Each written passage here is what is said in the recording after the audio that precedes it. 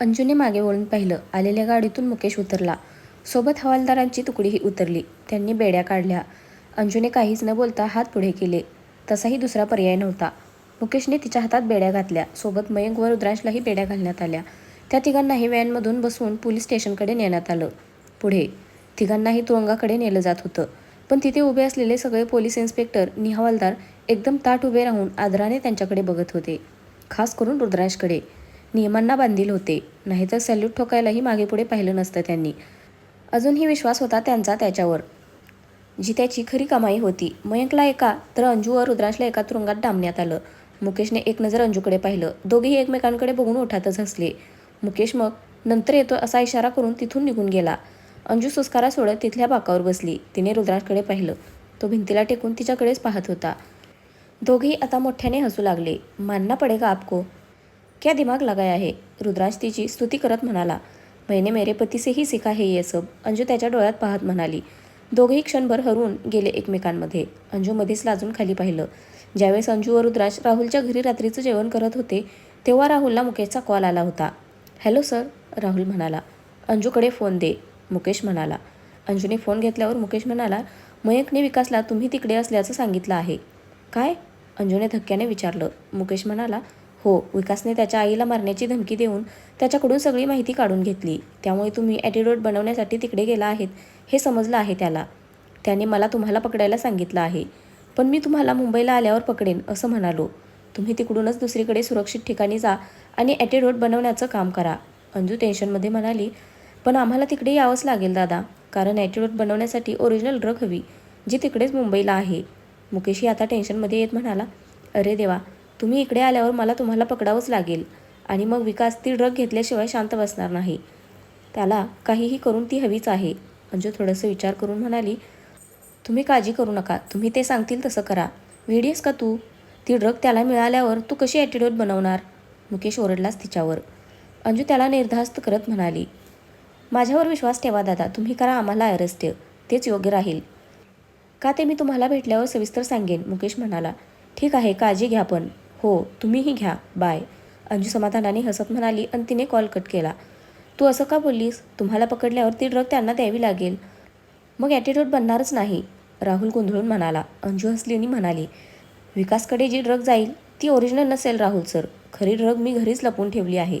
So don't वरी. उलट मी व रुद्रांश जेलमध्ये गेल्यावर अर्धं काम सोपं होणार आहे. तसं असेल तर तू जे ठरवलं आहेस तसंच हो, राहुल हसून म्हणाला. अंजू त्यावर म्हणाली, हो, पण त्यासाठी तुम्हाला माझी मदत करावी लागेल. मला व रुद्रांशला जर अरेस्ट केलं गेलं तर तुम्ही समीरला कॉल करून ती ड्रग माझ्या बेडखाली असल्याचं सांगा आणि जे फोटोज मी तुमच्या मोबाईलमध्ये सेव्ह केलेत तेवढे त्याला पाठवून ॲटिट्यूड बनवायला सांगा. तूही जिजूसारखं डोकं लावायला लागली संजू, मधू तिचं कौतुक करत म्हणाली. अंजू गंभीर होत म्हणाली, मी रिस्क घेऊ शकत नव्हते मधू, म्हणून नकली ड्रग त्या जंगलात लपवली. विकासला तीच भेटेल आता. तिकडे ते जिंकले या धुंदीत खुश होतील आणि इकडे समीर त्याचं काम करून मोकळा होईल. रुद्रांश सोडून सगळे हसले त्यावर. अंजूने नंतर रुद्रांशलाही सगळं समजावलं. गाडीमध्ये असताना तिने मयंकला कॉल केला आणि मुद्दामच त्याला ड्रगबद्दल सांगितलं होतं, जे विकासच्या माणसांना समजलं आणि म्हणूनच तो तिथे ती ड्रग नष्ट करण्यासाठी आला होता. सगळे बऱ्यापैकी घरी गेल्यानंतर मुकेश अंजूकडे आला. त्याने आल्या आल्या अंजूने त्याला मिठी मारली. थँक्यू दादा, and I am sorry. Anju मागे होऊन थोडीशी भावूक होत म्हणाली, सॉरी बोलून लाजवू नकोस, बस. मुकेश तिच्या डोक्यावर हात ठेवत म्हणाला. ते तिघेही बसले. मुकेशने लगेच तिला विचारलं, बोल आता, तू ती ड्रग एवढ्या इझिली त्याला कशी दिलीस? अंजूने त्यालाही ती नकली असल्याचं सांगितलं. हे तू बरं केलंस, पण आता तुम्हाला जेलमध्येच राहावं लागेल.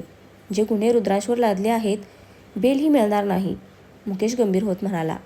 बेल मिळेल आम्हाला दादा, अंजू ठामपणे म्हणाली. कशी? मुकेशने चमकून विचारलं. अंजू त्याला समजावत म्हणाली, मिस्टर कपूरचं सत्य जगासमोर आणायचं, मग रुद्रांशवरचे आरोप खोटे सिद्ध होतील. मी तर त्यांना मदत करत आहे, मग बेल मिळण्यासाठी एवढं सफिशियंट आहे ना.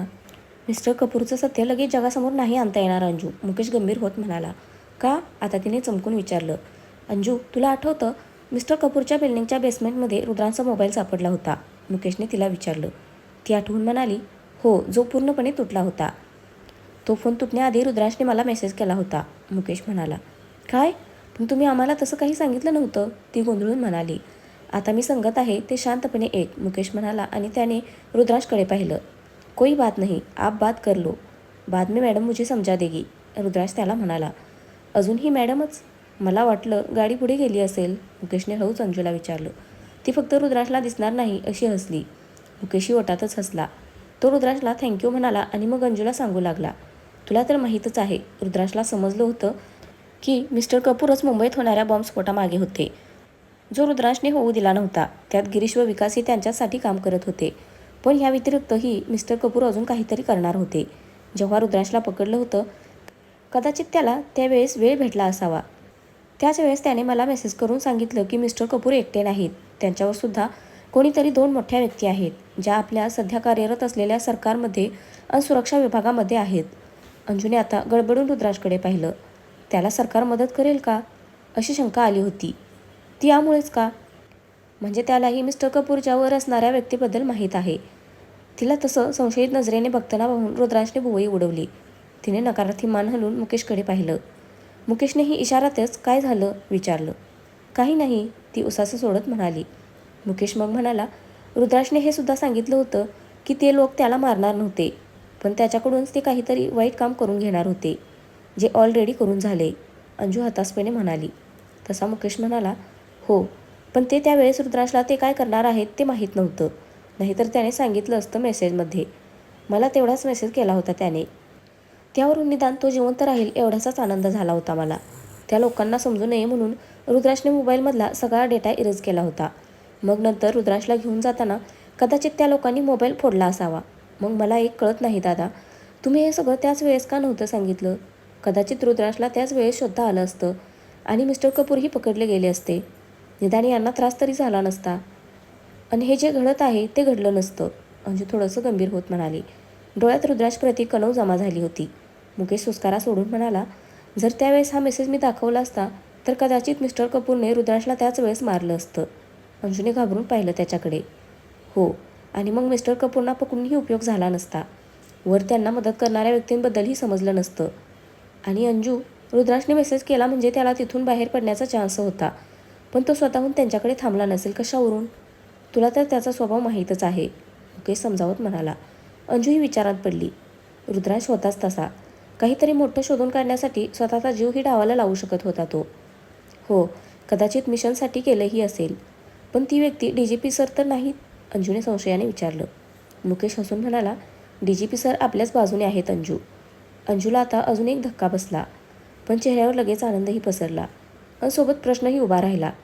मुकेश पुढे म्हणाला, DGP सरांना मीच सांगितलं होतं रुद्राच्या मेसेजबद्दल. आपण शोध घेईपर्यंत ते तसेही त्याला घेऊन गेले होते आणि त्याच वेळेस मी तुला सत्य सांगणार होतो, पण सरांना रिस्क द्यायची नव्हती. नंतरसुद्धा त्यांनी मनाई केली. I am sorry for that. It's okay दादा, रुद्राजचा जीव वाचणं महत्त्वाचं होतं, अंजू म्हणाली. मुकेश सुस्कारा सोडून पुढे म्हणाला, आणि म्हणूनच सरांनी मिस्टर कपूरला हात मिळवला होता, जेणेकरून रुद्राज जिवंत आहे याची खबर मिळत राहावी आणि त्याला तो जिथे असेल तिथून वाचवता यावं. पण मिस्टर कपूर खूप शातीर निघाले. त्यांनी 2 वर्षात रुद्राज कुठे आहे, त्याच्याकडून ते काय काम करून घेणार आहेत आणि त्यांच्यावर कोणती व्यक्ती आहे याबद्दल थोडीसुद्धा भनक लागून दिली नव्हती.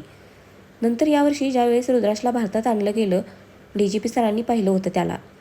थिएटरमधले जे बॉम्बस्फोट आपण थांबवले होते त्याची खबर DGP सरांना लागली होती.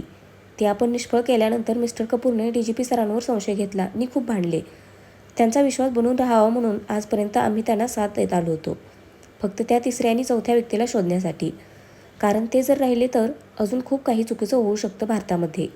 मुकेश एका दमात बोलून गेला होता. त्याने दीर्घ श्वास घेऊन सोडला. अंजू अस्वस्थ झाली ते सगळं ऐकून. असं काही असेल असं स्वप्नातही वाटलं नव्हतं तिला. हॉरिबल आहे सगळं. हे लोक कसे काय त्यांच्याच मातृभूमीविरुद्ध जाऊ शकतात, ती चिडूनच म्हणाली. मुकेश पुढे म्हणाला, आतासुद्धा आम्ही त्यांना साथ देत आहोत कारण अजून DGP सरांना ती 3री आणि 4थी व्यक्ती माहीत नाही. तेवढ्यासाठी मेमरी कार्डमधला बॅकअप ठेवून त्यांनी ते मिस्टर कपूरला दिलं होतं, त्यांचा विश्वास जिंकण्यासाठी. पण त्याचा उपयोग झाला नाही. हो, पण एवढं मात्र समजलं होतं की त्यामध्ये अँटिडोट फॉर्म्युला आहे. नंतर आम्ही ते बोलतील तसं करत होतो, पण साईड बाय साईड आम्ही तुम्हाला मदतही करणार होतो. कोणती मदत, अंजूने चकित होत विचारलं. मुकेश म्हणाला, पहिलं की रुद्राजला जेलमध्ये टाकून त्याच्या जीवावरचा धोका टाळायचा होता, कारण झालेली बदनामी भरून काढता आली असती.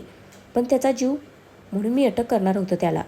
पण तू त्याला भेटलीस. नेमकं विकासने मलाच तुम्हाला पकडण्यासाठी बोलावलं. माझी दुसरी टीम आपल्याच मागे होती, जी तुम्हाला आमच्यापासून वाचवणार होती.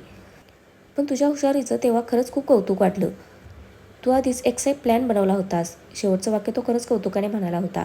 ती हलकीशी हसली. मुकेश सुस्कारा सोडून पुढे म्हणाला, तू शिंदेंकडे गेलेली मला समजलं. तेव्हाच तू मेमरी कार्डचा बॅकअप ठेवला असणार याची गॅरंटी आली मला. त्यावेळेस पण मी तुझ्या मागे आलो, कारण मला तुला कुंदन व्यासबद्दल सांगायचं होतं. आणि पकडल्यानंतर मी तुम्हाला पळून जायला मदत करणारच होतो. पण तुम्ही आधीच तिथून पळून गेलात.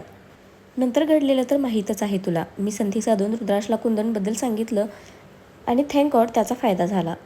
तिथेही तुम्ही काही करण्याआधीच सुटलात. फायनली आता ॲटिट्यूड बनेल. मुकेश खूप खुश दिसत होता, पण अंजूचा चेहरा पडला होता. ते पाहून त्याला संशय आला. काय झालं? त्याने काळजीने विचारलं. अंजू टेन्शनमध्ये येत म्हणाली, दादा, समीर तो ॲटिट्यूड सक्सेसफुली बनवेल की नाही माहीत नाही. पण जर बनलाच तर तो सगळीकडे पसरवणं कठीण जाणार आहे, कारण मिस्टर कपूरला थोडा जरी डाऊट आला तर मग ते अलर्ट होतील. मुकेश तिला धीर देत म्हणाला, डोंट वरी अबाउट दॅट. माझी एक सिक्रेट टीम लावतो मी त्यासाठी. आपल्याकडचे फंडचे काही पैसेही आहेत, तेही वापरता येतील. नंतर मिस्टर कपूरला तर त्या व्हिडिओद्वारे गुन्हेगार सिद्ध करताही येईल. पण त्यांना मदत करणाऱ्या त्या व्यक्तींना कसं पकडायचं हा मोठा प्रश्न आहे. त्या व्यक्तींबद्दल काही कळायला मार्गच नाही आहे. अंजूही आता विचारात पडली. मध्येच दोघांनीही एकमेकांकडे प्रफुल्लित होऊन पाहिलं. तुम्ही पण तोच विचार करत आहात? तिने कुतूहलाने विचारलं. तो भुवया उंचावत म्हणाला, आय थिंक येस, हा एकच मार्ग आहे. पण यासाठी तुम्हाला मात्र त्रास सहन करावा लागेल. मुकेश गंभीर झाला. अंजू रुद्राजकडे बघून मग मुकेशला म्हणाली, त्यांनी जो त्रास सहन केला आहे त्यापुढे तर हा त्रास काहीच नाही दादा. त्यांनी घेतलेली मेहनत आपण वाया नाही जाऊ देऊ शकत. रुद्रांचं हे मिशन सक्सेसफुल आपणच करायचं. आणि जर मिस्टर कपूरला धडा शिकवायचा असेल तर मी लागेल तितके दिवस इथे जेलमध्ये राहायला तयार आहे. मला फक्त त्यांना त्यांच्या कर्माची शिक्षा होताना बघायची आहे. शेवटचं वाक्य बोलताना तिने हाताच्या मुठ्या आवळल्या होत्या. तिच्या डोळ्यासमोर अजूनही रुद्रांच्या अंगावरचे काळे व्रण होते. मन भरून आलं तिचं. लगेच होईल, लवकरच होईल आणि तू काळजी करू नकोस. इथे तुला त्रास होणार नाही याची जिम्मेदारी माझी. मुकेश तिला धीर देत म्हणाला. तिने हसून मान हलवली. बरं तुम्ही आता झोपा. उद्यापासून पुढची हालचाल करतो मी. मुकेश उठत म्हणाला. तीही उठली. मुकेश मग तिला व रुद्राशला गुड नाईट बोलून गेला. कितनी बातें करते हैं आप लोग, क्या करने का सोचा अब आगे? रुद्राशने वैतागून विचारलं. अंजूला त्याचं हसू आलं. ती त्याच्या शेजारी बसली आणि मग त्याला मुकेशसोबतचं झालेलं सगळं बोलणं सांगू लागली. तर फ्रेंड्स, आजचा भाग कसा वाटला नक्की कमेंट करून सांगा. धन्यवाद.